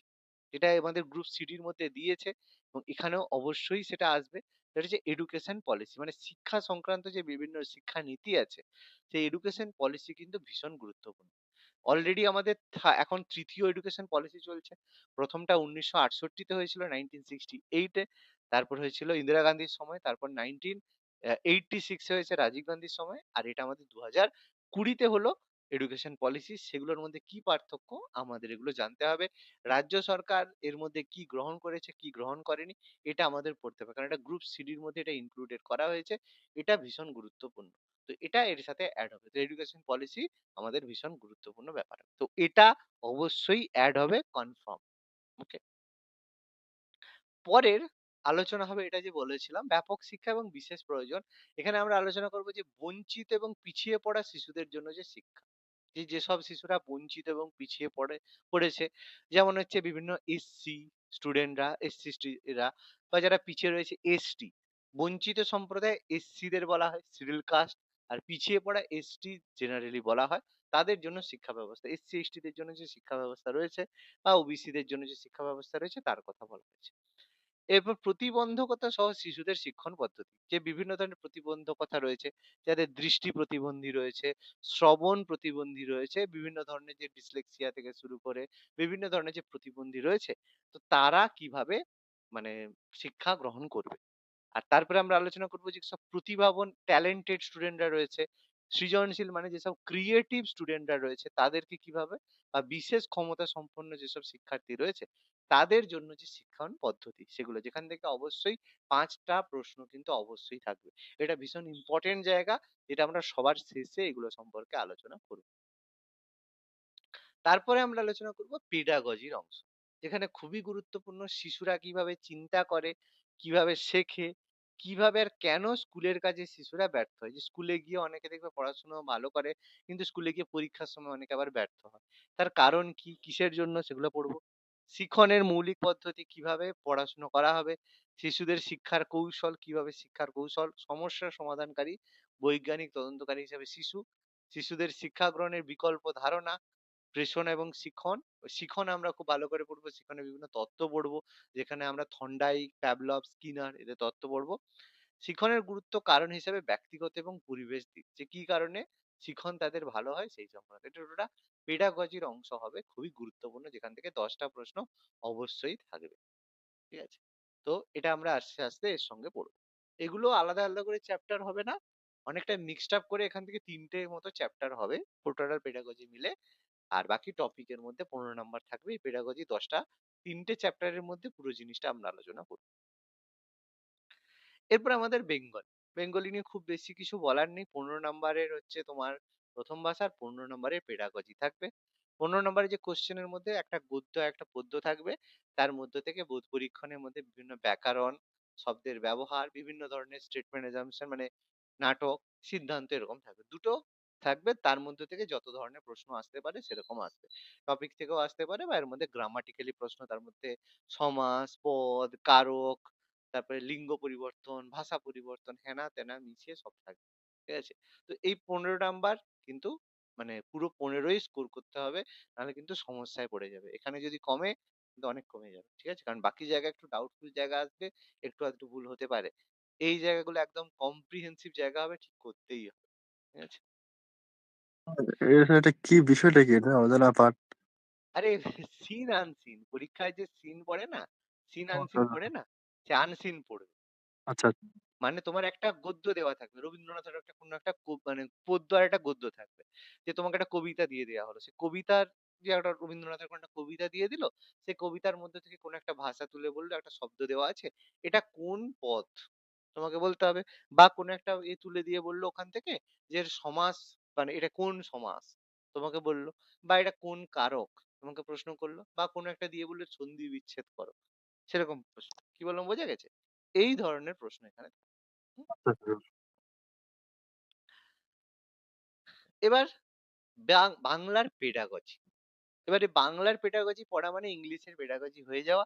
শুধু একই জিনিস ফুললি মানে টোটালি 100% একই হবে। শুধু ব্যাপারটা একটাই আলাদা হবে যে বাংলার পেডাগজি বাংলায় প্রশ্ন থাকবে, ইংলিশ পেডাগজি ইংলিশে প্রশ্ন থাকবে। কিন্তু বাকি পুরো 100% একই। মানে মানে কোনো কিছু এদিক ওদিক নয়। পুরো সম্পূর্ণ একই জিনিস থাকবে। তো পেডাগজির মধ্যে প্রথমে আমাদের শিখন এবং অর্জন মানে যেখানে ভাষা শিখনের মূলনীতি যে কোনো একটা ভাষা শেখার জন্য আমরা কিভাবে আমরা একটা ভাষাকে শিখবো তার জন্য কি কি জিনিস আমাদের প্রয়োজন এই যে আমরা ইংলিশ যখন শিখি তো ইংলিশ শিখতে গেলে তার কিছু নীতি আছে যে আমরা যখন বাংলা শিখি তখন আমাদের যে আমরা যেহেতু বাংলা ভাষায় কথা বলি তো বাংলা ছোটবেলা থেকে আমরা বলে বলে অভ্যস্ত হয়ে গেছি কিন্তু ইংরেজি যখন আমাদের শিখতে বলা হয় আমাদের অনেকের গায়ে জ্বর চলে আসে কি যে যেমন দেখো ছোটবেলা থেকে যখন ইংরেজি পড়েছো তোমাদেরকে জিজ্ঞেস করি ছোটবেলা থেকে যখন ইংরেজি পড়েছো বাবা মা কিসের উপরে জোর দিয়েছে যে ইংরেজি পড়তে গেলে প্রথমে এটা ভালো করে জানতে হবে কোন জিনিসের উপরে জোর দিয়েছে বলো কোন জিনিসের উপরে জোর দিয়েছে বাবা মা ছোটবেলা থেকে পড়ার সময় গ্রামার তাই তো ব্যাকরণ নাকি হ্যাঁ, গ্রামারটা স্যার। ভালো করে জানতে হবে তো তুমি যখন বাংলা পড়েছিলে তুমি কি বাংলা যখন শিখেছিলে তখন কি বাবা মা কি প্রথমে বলেছিল এই আগে বাংলা ব্যাকরণ পড় তারপরে তুই বাংলা কথা বলবি এটা বলেছিল না আগে তুমি কথা বলতে শিখেছো। আম খাবো, আতা, যাবো, বাবা, খাবো। এরকম বলেছিলে? না আগের থেকেই তুমি একদম ছোটবেলা থেকেই বলছে, আমি ভাত খেতে চাই। পুরো সুন্দর করে তুমি ভাষা ব্যবহার করেছো। না ব্যাকরণ তুমি খুব শিখে গেছো? কোনটা করেছো? আগে বাংলা কথা বলেছো তারপরে ব্যাকরণ শিখেছো? না আগে বাংলা ব্যাকরণ শিখেছো তারপরে বাংলা ভাষায় কথা বলেছো? কোনটা করেছো? বলো, কোনো সমস্যা নেই, বলো। আগে বাংলা ভাষায় কথা বলেছো, তারপর না ব্যাকরণ শিখেছো? তাহলে ইংরেজির সময় কেন আমরা উল্টো করছি? আগে ব্যাকরণ শেখাচ্ছি, তারপরে বাচ্চাকে বাংলা, ইংরেজি ইংরেজি পড়তেও বলছি। তাহলে এখানেই তো বাচ্চার ভয় আগে ধরে যাচ্ছে। যে আমি যদি ভুল বলি তাহলে আমাদের সমস্যা এটাই। যে আমরা ইংরেজি বলার সময় আগে ভাবি আমাদের সেন্টেন্সটা ঠিক হচ্ছে তো? এখানে কি ভার্বের কি ফর্ম বসবে? আইএনজি হবে না জিরান্ড হবে না এই হবে না ঢ্যাঁকুলা হবে এই নিয়ে। ব্যাস আমাদের ইংরেজি ওখানেই শেষ। ছোটবেলা থেকে ভয়ের একটাই কারণ, বাচ্চাকে আগে ব্যাকরণ বা গ্রামার শিখাতে হবে। গ্রামারের জন্য আলাদা মাস্টারমশাই, গ্রামারকে পাওয়ারফুল করার খুব চেষ্টা। আরে জীবনে হবে না। বা তুমি যদি ভাবো বাচ্চাকে গ্রামার শিখিয়ে ইংরেজি শেখাবে, সে বাচ্চা সারা জীবন ভয় থাকবে। ওই ১০০ টা বাচ্চার মধ্যে ৫ টা বাচ্চা গ্রামার শিখতে মানে ইংরেজিতে কথা বলতে পারে। বাকি সব ভুল করবে। ফলে আগে বাচ্চাকে ইংরেজিতে কথা বলাও, সে ভুল বলুক। তারপর না সে গ্রামার শিখবে। যেভাবে বাংলা শিখেছে। সেজন্য ভাষা শিখার জন্য কিছু নীতি প্রয়োগ করতে হয় সেটা মনে রাখতে হবে। তারপরে শোনা ও বলার ভূমিকা। শোনা কোনো জিনিসকে শোনা। যে কোনো একটা জিনিস বলা হয় যে কিছু বললে আগে শুনতে বলা হয়। ভালো করে আগে শোনো। তারপর তুমি বলবে। কারণ শোনা আর বলা একসাথে কখনো হয় না। যেমন দেখবে যদি পাড়ার কাকিমারা ঝগড়া করে। তা দুজনেই বলছে, তাহলে কেউ শুনছে না। তাহলে কি অ্যাকচুয়ালি ঝগড়ার কোনো বিষয়বস্তু হলো? সে তাকে দুটো গালি দিচ্ছে, ও তাকে গালি দিচ্ছে। কেউ কিন্তু কারো কথা শুনতে পাচ্ছে না। কারণ যে বলছে সে কিন্তু তখন শুনতে পাচ্ছে না। ফলে আমরা যখন কোনো কিছু পড়বো, তাহলে আমাদের যখন স্যার বলবে, তখন তোমাকে শুনতে হবে। স্যারের যখন বলা শেষ হবে, তখন তুমি শোনার পরে বুঝে তারপরে বলবে। তাহলে শোনার বলার ভূমিকা রয়েছে। সেই জন্য ভাষার কার্যাবলী রয়েছে এবং শিশুরা কিভাবে ভাষাকে ব্যবহার করে সেটা জানতে হবে। অনেক বাচ্চা দেখবে ছোটবেলা থেকে খুব সুন্দর গুছিয়ে কথা বলতে পারে। কারণ কি তারা ভালো করে কথা শুনেছে। যারা শুনে ভালো তারা ভাষার ব্যবহার ভালো করে। আর যারা শোনে না, বেশি বকে, তাদের কিন্তু ভাষার ব্যবহার খুব খারাপ। তাহলে এভাবে আমরা ভাষার শিখন হবে। সেই অনুযায়ী যখনই শুনবে বলবে ঠিক, সেই অনুযায়ী তোমার লেখা কিন্তু বেটার। তাহলে বিভিন্ন শ্রেণীতে ভাষা শিক্ষার ঝুঁকি, ভাষার অনেক ক্ষেত্রে সমস্যা হয়, ভুলভ্রান্তি হয়, অসামঞ্জস্য হয়। সেই কারণে ধীরে ধীরে তোমার ভাষার দক্ষতার সৃষ্টি হয়। ভাষার বোধ পরীক্ষার মূল্যায়ন দক্ষতা, এই যে কথা বলা, শোনা, পড়া, লেখা, এগুলো তোমাদের বাড়াতে হবে। এবার তারপরে পড়তে হবে টিএলএম, শিক্ষা সহায়ক উপকরণ, যার মধ্যে পাঠ্যপুস্তক রয়েছে, বই অবশ্যই, কিছু মাল্টিমিডিয়া মানে কিছু মুভি রয়েছে, সিনেমা তোমাকে দেখাতে হবে, কোনো নাটক তোমাকে দেখাতে হবে, বিভিন্ন ধরনের অ্যাপ্লায়েন্সেস, প্রজেক্টাইল থেকে শুরু করে যেগুলো টিএলএম এর মধ্যে পড়ে। মোবাইল ফোন কিন্তু টিএলএম এর মধ্যে পড়ে না। বাচ্চাকে মোবাইল ফোন দেওয়াটা কিন্তু একদম ক্ষতিকারক। কোনো সিনেমা, কোনো ভিডিও দেখাও, অসুবিধা নেই। কিন্তু মোবাইল ফোন শিক্ষা সহায়ক উপকরণের মধ্যে পড়ে না। ঠিক আছে? এটা মাথায় রাখবে। সংশোধনী শিখন সবথেকে গুরুত্বপূর্ণ, রিমিডিয়াল টিচিং, যে তুমি যখন কোনো কিছু পড়ানোর পরে যে ভুল করছো, সেই জন্য রিমিডিয়াল টিচিং এর খুব দরকার রয়েছে, না হলে বাচ্চা শিখতে পারবে না। ঠিক আছে? ফলে যারা পিছিয়ে ক্লাসের মধ্যে যেটা হলো না সেটা যেন সে বাইরে গিয়ে পরে গিয়ে সেটা রিভিশন করতে পারে। বাংলা হলো। ইংলিশেও সেম ব্যাপার। দুটো প্রোজ থাকবে, একটা পোয়েম থাকবে। যেখান থেকে গ্রামার আর ভোকাবুলারি থাকবে। বিভিন্ন ধরনের ভোকাবুলারি শব্দ ভান্ডার আমাদের জানতে হবে। ইংরেজিতেও সেম ব্যাপার। আর ইংরেজি সেখান থেকে পেডাগজি থাকবে। Learning acquisition, principal of learning teaching, role of listening and speaking. ওই যা বাংলাতে বললাম রেমিডিয়াল টিচিং, টিএলএম, যা বাংলাতে দেখলে সব ইংলিশে আছে। সেম জিনিস, শুধু একটাই পার্থক্য, এটা বাংলায় ওটা ইংরেজি। বাকি বাংলা ইংলিশের পেডাগজি পুরোপুরি একই। শুধু বাংলাটা বাংলায় থাকবে, ইংরেজিটা ইংরেজি থাকবে। এর বাইরে কিছু না। এবার আসছি অঙ্ক। যাদের সায়েন্স আছে তাদের জন্য ম্যাথমেটিক্স করতে হবে। এবার ম্যাথমেটিক্স এর যে সিলেবাস দেওয়া আছে দেখো খুবই খারাপ ভাবে একটা সিলেবাস দেওয়া আছে। কি? না, রিয়েল নাম্বার দেওয়া আছে, অ্যালজেব্রা দেওয়া আছে, জ্যামিতি দেওয়া আছে, পরিমিতি দেওয়া আছে, ডেটা হ্যান্ডলিং দেওয়া আছে। মানে এভাবে কোনো সম্ভব? পরিমিতির মধ্যে, বীজগণিতের মধ্যে তো প্রচুর চ্যাপ্টার রয়েছে। জ্যামিতির মধ্যে তো একাধিক জিনিস রয়েছে। পরিমিতির মধ্যে তো একাধিক জিনিস রয়েছে। পাটিগণিত কিছু লেখেনি। তার মানে কি পাটিগণিতের অঙ্ক পড়বে না? অবশ্যই পড়বে। লাভ ক্ষতির অঙ্ক পড়বে না? অবশ্যই পড়বে। শতকরার অঙ্ক থাকবে না? অবশ্যই পড়বে।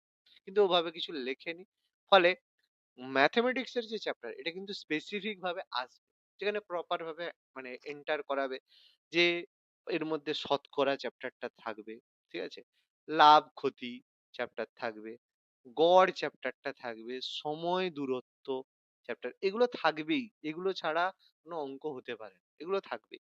সময় দূরত্ব, সময় কার্য, এগুলো থাকবেই। যেগুলো পাটিগণিত থেকে সুদ কষা, সুদের অঙ্ক, ঠিক আছে? এসব অঙ্ক থাকবেই থাকবে। মিশ্রণ, এইসব চ্যাপ্টার কিন্তু থাকবেই। এগুলো ঠিকঠাক ভাবে করে কিন্তু অ্যাটাচড হবে। বীজগণিত স্লাইড কিছু থাকবে সেগুলো পড়তে হবে। জ্যামিতির মধ্যে বিভিন্ন ধরনের জ্যামিতি হয়। সিম্পলি কিছু পড়তে হবে। পরিমিতির মধ্যে 2 ডাইমেনশনাল, 3 ডাইমেনশনাল হয়। তো পরিমিতির মধ্যে আমাদের আয়তক্ষেত্র, রেক্ট্যাঙ্গুলার, তারপরে স্কোয়ার, ঠিক আছে? তারপরে ট্রাপিজিয়াম, রম্বস, বহু ধরনের থাকে।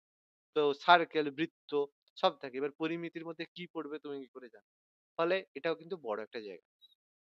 আর ডেটা হ্যান্ডলিং মানে ওই যে বিভিন্ন ধরনের প্যারা দিয়ে এরকম করে স্ট্রাকচার দিয়ে দিল একটা তোমার বার গ্রাফ, পাই চার্ট দিয়ে দিল, সেখান থেকে প্রশ্ন যে কার পার্সেন্টেজ বেশি, কে কত ডিগ্রি কোণে আছে, সেগুলোকে ডেটা হ্যান্ডলিং বলা।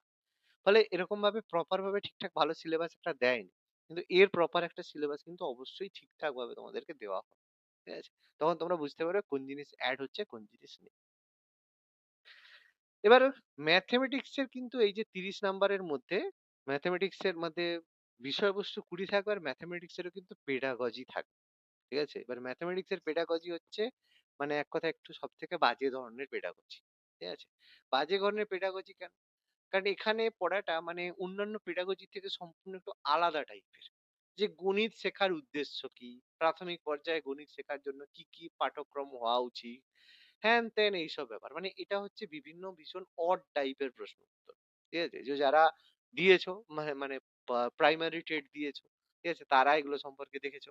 এটা অড টাইপের প্রশ্ন উত্তর হয়ে থাকে। ঠিক আছে? যদি মানে আলাদা, আলাদা পেডাগজি দেয় তখন সমস্যা। আর যদি একসাথে দেয় তখন কোনো অসুবিধা নেই। তখন এই জায়গাটাকে এভয়েডই করে। কারণ এখান থেকে খুব বেশি প্রশ্ন দেয় না। কিন্তু যেহেতু 10 নাম্বারের পেডাগজি দিয়েছে, তো গণিতের পেডাগজি পড়তে হবে। কিন্তু এটা সবচেয়ে অড টাইপের পড়া হবে। মানে পড়তে একদমই ভালো লাগবে না, কিন্তু পড়তে হবে। ঠিক আছে? কোনো ইন্টারেস্টিং কোনো ব্যাপারই নেই, কিন্তু একটু পড়তে হবে। যাদের সায়েন্স আছে তাদের জন্য। এবার বিজ্ঞান, সায়েন্স মানে খুবই খারাপ ধরনের একটা সিলেবাস। খাদ্য, বাসস্থান, কাজ, চুম্বকত্ব, ধাতু, তড়িৎ, প্রাকৃতিক ঘটনা, আবিষ্কার। এরকম করে কোনো সিলেবাস। এগুলো কোনো সিলেবাসের মধ্যে পড়ে? কোনো পড়ে না এরকম ভাবে সিলেবাস। কিন্তু বিজ্ঞান থেকে বা সায়েন্স থেকে যে প্রশ্নগুলো পড়ে বা পড়বে, সেগুলো আসবে অনেকটাই জিকে বেসড। মানে বিভিন্ন ধরনের যে জিকে রয়, জিকে থাকে, সেই জিকে বেসড। এই যে আবিষ্কার, আবিষ্কারের মধ্যে পড়বে কে কোনটা আবিষ্কার করেছিল।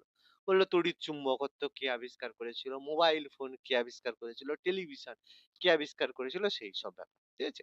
প্রাকৃতিক ঘটনা থেকে কিছু প্রশ্ন, তড়িৎ থেকে প্রশ্ন, এগুলো থাকবে। এর বাইরেও বিভিন্ন ধরনের যে বিজ্ঞান থেকে প্রশ্ন, সেগুলো কিন্তু এর মধ্যে থাকবে। ফলে এর সিলেবাসও একটু মডিফাইড ভাবে ঠিকঠাক ভাবে আসবে আশা করা যায়। তো তার সাথে সাথে কিছু পেডাগজি রয়েছে, বিজ্ঞানের পদ্ধতি, মূল্যায়ন, সমস্যা, রেমিডিয়াল টিচিং, বিজ্ঞান পড়ার উদ্দেশ্য, লক্ষ্য, এইসব ব্যাপারগুলো রয়েছে।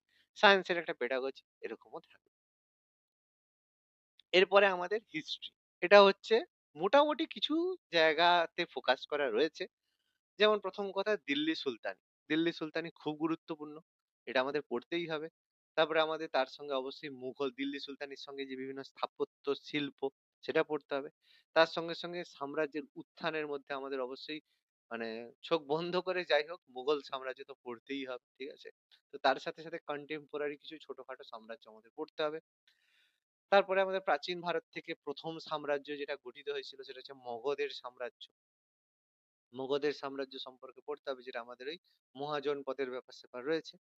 দূরবর্তী দেশের সঙ্গে যোগাযোগ মানে ব্যবসা-বাণিজ্যের কথা বলা হচ্ছে।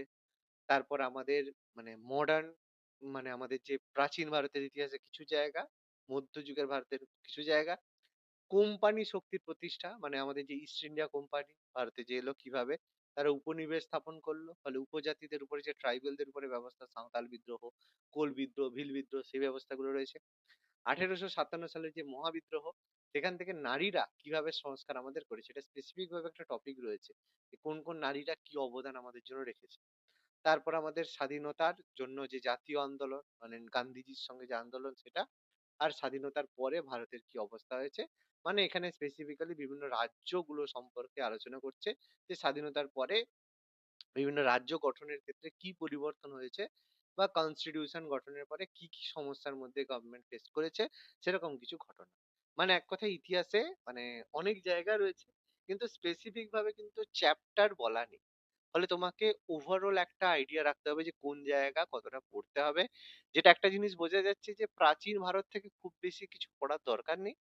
মধ্যযুগ থেকে ইম্পর্টেন্ট কিছু জায়গা একটু পড়তে হবে, দিল্লি সুলতানি মুঘল সাম্রাজ্য।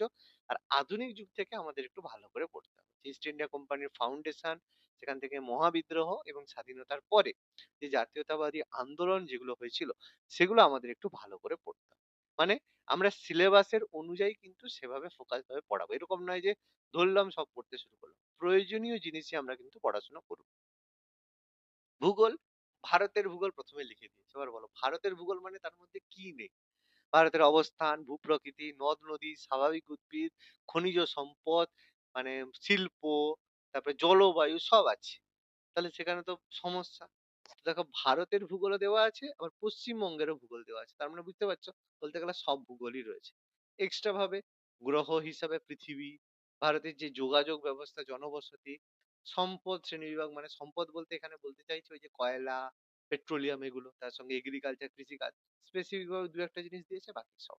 মানে ভূগোল হিউজ চ্যাপ্টার, হিউজ জিনিস রয়েছে। তার মধ্যে ন্যাশনাল পার্ক থেকে শুরু করে বায়োস্ফিয়ার রিজার্ভ, তারপরে তোমার হচ্ছে বিভিন্ন যে হচ্ছে রামসার সাইট, হ্যান-ত্যান সেই সব গল্পও রয়েছে। তারপর আমাদের ইন্ডিয়ান পলিটি বা ভারতের সংবিধান। সেই সংবিধান সম্পর্কে আমাদের পড়তে হবে। লিঙ্গগত বৈষম্য এটা খুবই গুরুত্বপূর্ণ চ্যাপ্টার, যে নারী পুরুষের সমান অধিকারের জন্য সরকার কি কি করেছে। কেন্দ্র সরকার, রাজ্য সরকার, স্থানীয় সরকার কিভাবে গণতন্ত্র প্রতিষ্ঠা করেছে। বিচার ব্যবস্থা, আমাদের জুডিশিয়ারি সিস্টেম, সংসদীয় সরকার, পার্লামেন্টারি যে গভর্নমেন্ট রয়েছে সেগুলো সম্পর্কে আমাদের পড়তে হবে। মানে কনস্টিটিউশনের একটা বড় অংশ কিন্তু রয়েছে। এবং তারপর তার সম্পর্কে যে পেডাগজি সেটা তো আমাদের রয়েছে। সামাজিক বিজ্ঞান, তার সমস্যা কি, এক্সেট্রা সমস্ত জিনিস আমাদের আলোচনা করতে হবে। প্রকল্প কর্ম, এই যে আমাদের বিভিন্ন প্রজেক্ট যেটা হয়, প্রজেক্ট কিভাবে গঠন হবে, এই যে প্রজেক্টের কি গুরুত্ব, আজকে দিনে দেখবে বাচ্চা যাই পড়ে স্কুলে যাবে প্রজেক্ট বানানো হয়। সেই অনুযায়ী তাদের অ্যাসেসমেন্ট দেওয়া হয়, যে বলা হয় কাজ করা, মনে করি যে বেকার কাজ। যদিও প্রজেক্ট প্রজেক্ট তার বাবা মারাই করে থাকে, বা স্যারকে বললো স্যার বানিয়ে দিন, স্যার বানিয়ে দিল। কিন্তু এর যে একটা গুরুত্ব রয়েছে সেগুলো সম্পর্কে আলোচনা আমাদের করতে হবে। ঠিক আছে? তো দেখো এই আমাদের মোটামুটি টোটাল সিলেবাস, যেখানে আমরা আমাদের যে প্ল্যান, আমরা কিন্তু এভাবে টোটাল কন্ডাক্ট করব, যেভাবে আমরা টোটাল জিনিসটা আলোচনা করব আপার প্রাইমারির জন্য। গ্রুপ সিডির জন্য যারা একটু পড়াশোনা করবে ভাবছো, বেশি দিন বাকি নেই, তবুও কি গ্রুপ সিডির জন্য যে সিলেবাসটা রয়েছে সেটা কিন্তু এই আপার প্রাইমারির মধ্যেই কিন্তু হয়ে যাবে। কিন্তু তার মানে এই নয় যে স্যার ১ মাসের মধ্যে তাহলে কি কমপ্লিট হবে? কখনোই না। ১ মাসের মধ্যে এক্সাম হবে। কিন্তু ১ মাসের মধ্যে পুরো সিলেবাস কমপ্লিট করা কোনোদিন সম্ভব হবে না। ফলে যারা গ্রুপ সিডির ফর্ম ফিল আপ করেছো তাদের নিজেদের মানে এরকম নয় যে পড়বে, এই কদিন পড়বে বলে ১ মাসে তোমার পড়া হয়ে যাবে সেরকম নয়। বাট তবুও যারা পড়েছো তাদের জন্য গ্রুপ সিডির এক্সামের জন্য যে ইম্পোর্টেন্ট কিছু জিনিসপত্র, সেগুলো আমি যখনই তোমাদের এক্সামটা ডেট দিয়ে দেবে তখন, যে হয়তো ২ সপ্তাহ বা ৩ সপ্তাহ আগে তো তোমাকে ডেট দেবে। একটা কনফার্ম ডেট বলে দেবে যে ধরো ২ সপ্তাহ বা ৩ সপ্তাহ পরে হবে।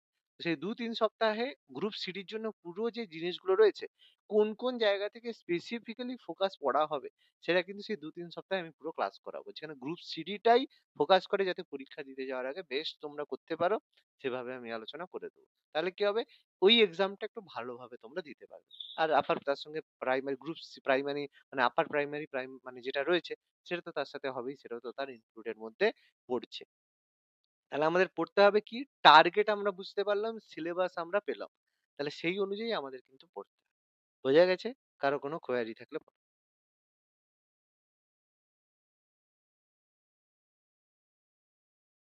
ক্লিয়ার? না কোনো প্রশ্ন নেই কারো? স্যার বললাম আপার প্রাইমারি এটা কতদিন থাকবে? মানে টোটাল কতদিন তাও চলবে? কোর্স, কোর্স মানে ক্লাসটা চলবে হুম, ৪ মাস, হ্যাঁ? 4 মান্থ। 4 মান্থে টোটাল কমপ্লিট হয়ে যাবে। আমাদের আগের ব্যাচটাও আমরা মোটামুটি ৪ মাসে কমপ্লিট করেছি। এটাও আমাদের ৪ মাসে কমপ্লিট হয়ে যাবে। ঠিক আছে? এবার এক্সাম যদি আচ্ছা, আগে আচ্ছা। হয় তাহলে আগে আমরা একটু করার চেষ্টা করব যতটা মানে এ স্যার হবে। স্যার দেখা গেল যে স্যার দেখা গেল আমার পিছিয়ে গেল। তখন তো এই পড়াগুলো তো আমাদের মনের মধ্যে আমরা তো পড়তে থাকবো। তো আমার পড়াগুলো একটু চর্চার মধ্যে থাকবে। হ্যাঁ। দেখা গেল এবার কোর্সও দেখো, শেষ আবার সময়টা লেনথি হয়ে গেল হ্যাঁ, এক্সাম। না ওটা যখনই ৪ মাসের মধ্যে কমপ্লিট, এই যে আমি আগের ব্যাচটাকেও যেটা বলেছি যে আমি ৪ মাসের মধ্যে যা পড়া হবে কমপ্লিট করে দেব।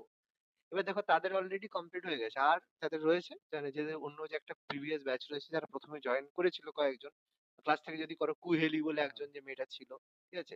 ওরা অলরেডি আগের ব্যাচের স্টুডেন্ট, মানে যারা অলরেডি ক্লাস করছে। মানে অলরেডি আমাদের মানে অন্য মানে প্রিভিয়াস ব্যাচে এনরোল রয়েছে।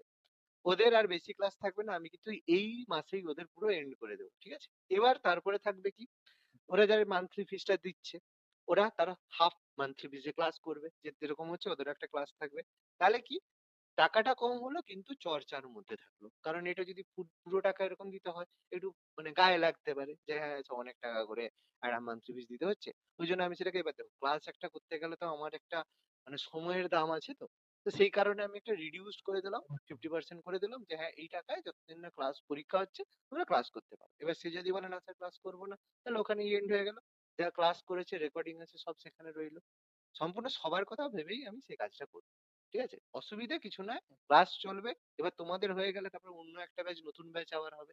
তো তোমরা যদি মনে করো নতুন ব্যাচে আবার রিভিশনের মতো করে করবে, সেখানেও করতে পারো। তখন তোমাদের মান্থলি ফিসটা আমি রিডিউস করে দেবো। আর এই ব্যাচ যেরকম চলছে এর সাথে তার সঙ্গে যেটা মান্থলি ফিস দেবে, সেই মান্থলি ফিসেই চলবে। কোনো সমস্যা নেই। তো আমি বলেছি 4 মান্থ, 4 মান্থে আমার টোটাল কোর্স বা সিলেবাস আমার কমপ্লিট হবে। কথাটা কি বললাম বোঝা গেছে? ক্লিয়ার? স্যার অবশ্যই। স্যার দেখা গেল আমাদের 4 মাস কমপ্লিট হয়ে গেল। তারপর আবার ২-৩ মাস পরে এক্সাম হলো। হুম। মানে টেস্ট এগুলো আমরা দিতে পারবো তো? অবশ্যই, অবশ্যই, অবশ্যই। দিয়ে দেখো পরীক্ষা যেটা হবে টেস্ট, সেটা একজন দেওয়া যায় আর ১০০ জন দেওয়া যায়। সেটা যারা প্রিভিয়াস স্টুডেন্ট রয়েছে তারাও দিতে পারবে, তোমরাও দিতে পারবে। এটা নিয়ে কোনো সমস্যা নেই। যে টেস্ট সবসময় হয়, টেস্ট সবার জন্য। ঠিক আছে? টেস্ট নিয়ে কোনো দেখো টেস্ট যদি একজন দেয়, তাতেই যা স্কোর হবে। আমি সেই টেস্টে যদি আরো ৫০ জনকে দিই, অসুবিধা আমার কেন অসুবিধা রয়েছে? কোনো অসুবিধা নেই। তো হুম, টেস্ট নিয়ে কোনো ঠিক। সমস্যা না। ঠিক আছে? টেস্ট নিয়ে কোনো সমস্যা হবে না। আর প্রপার যে ক্লাস হবে গুগল মিটে ক্লাস হবে। আর ক্লাসের রেকর্ডিং উইথ পিডিএফ গুগল ক্লাসরুমে পেয়ে যাবে। মানে ইমেল আইডি দিয়ে রেজিস্ট্রেশন থাকবে। সেই ইমেল আইডির মধ্যে মানে আজকের ডেটের ক্লাস হলো, দেখবে আজকের ডেটে সেখানে ক্লাস অলরেডি রেজিস্টার্ড হয়ে গেছে, সেখানে দেখবে ক্লাসটার রেকর্ডিং পেয়ে যাবে আর তার সঙ্গে পিডিএফ পেয়ে যাবে। তাহলে কোনো সমস্যা নেই। তোমার যদি মনে হয় ২ মাস ৪ মাস পরে ওই ডেটে গিয়ে তোমার গুগল ড্রাইভেও সেই ডেটাটা থাকবে। থাকবে তুমি সেখানে যতদিন খুশি তোমার যতদিন ইমেল আইডি আছে ততদিন তোমার ক্লাসরুমে ক্লাস থাকবে। কোনো সমস্যা নেই। সে যদি স্যার বছর থেকে ২ টাইমিংটা বছর, কি ৫ বছর রাতে থেকে থাকবে? ৫ বছর। হুম, বলো? স্যার টাইমিংটা কি রাতেই থাকবে এই সবসময় ক্লাস? ৮:৩০ থেকে ক্লাস থাকবে। ৮:৩০ থেকে ৮:৩০। আচ্ছা। ঠিক আছে? আর যদি কিছু ডিটেইলস জানতে হয় যে আচ্ছা, নাম্বার দেওয়া রয়েছে ফোন করে নেবে। কোনো সমস্যা নেই। ঠিক আছে? স্যার আমাদের মান্থলি ফিসটা দিতে লাগবে না টোটাল একবারে ফিসটা দিতে হবে? না মান্থলি ফিস। এই তো এরকম? ৪ মাসে রয়েছে ৪ মাসে ৪ মাসের ফিস দিয়ে দেবে। ঠিক আছে? মানে একসঙ্গে নয়, প্রতি মাসে। আচ্ছা, ঠিক আচ্ছা। আছে? স্যার ফিস কতটা আমি জানি না স্যার একটু আচ্ছা বলবেন? তুমি একটু আমাকে কল করে নেবে আমি বলে দেবো তোমাকে। ঠিক আছে?